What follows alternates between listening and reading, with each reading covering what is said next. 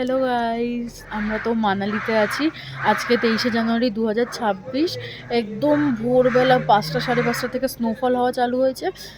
তো এখন 11:30 বাজে, এখনও অবধি বিভৎস স্নোফল হচ্ছে বাইরে, মানে অসাধারণ। এই দিকের পাহাড় পুরো ঢেকে গেছে।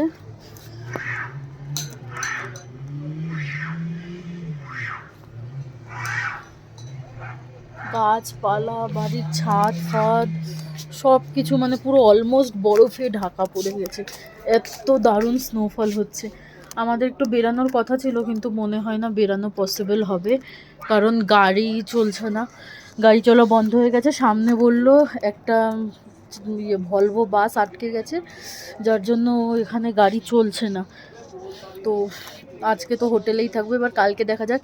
কালকে যদি ওয়েদার পরিষ্কার হয় তাহলে বেরানো হবে, নয়তো হোটেলেই থাকতে হবে।